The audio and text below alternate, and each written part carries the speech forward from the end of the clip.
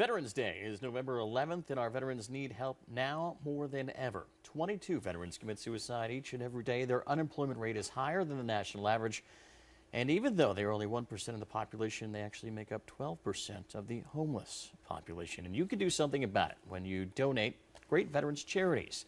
With us to help us do exactly that is Sharon Lipinski. She is a generosity expert known as the Donation Defender. Sharon, thank you so much for being here. We do appreciate that. I'm excited to be here. Well, tell me about Veterans Day and really how we can help these deserving men and women who sacrifice so much for our country.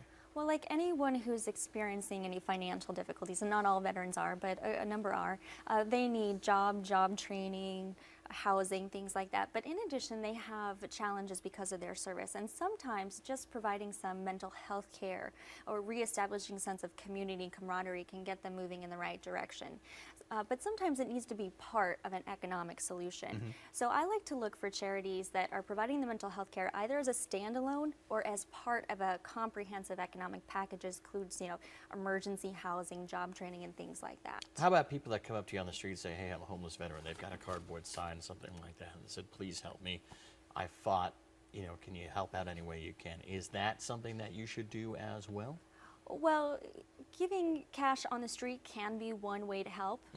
If you want to be part of kind of like a comprehensive solution that has a chance of making a long-term difference, and you probably want to direct your money directly to charities that are doing that work. Absolutely. Now, you say when we should be very careful when it comes to people in uniform collecting donations, and why is that exactly?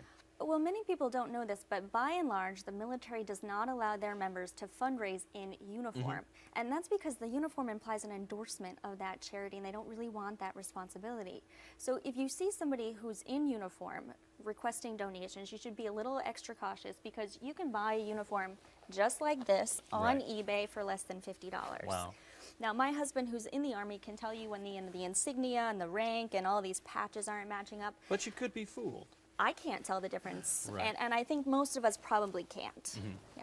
Understood. We mentioned cash donations a little bit. Then there are things like your next prop here. This is a jar. You can see them on, restaurants, things like that. Right. Is that something we need to be aware of and cautious of as well? Cash donations are very risky because cash can't be tracked, and these donation jars can be lost, they can be stolen, they can be pilfered from.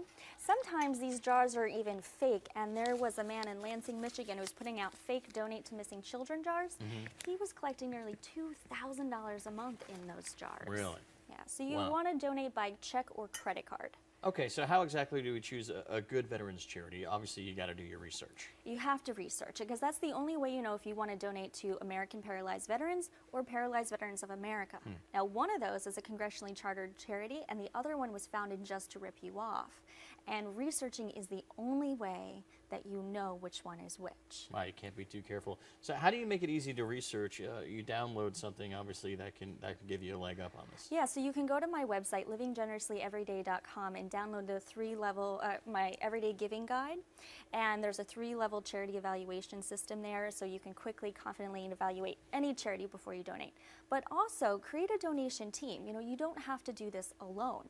Get a group of other people who also care about your issue and pool your time and your money. So who has time to research this charity this month? Who can put together a presentation on veterans in our community?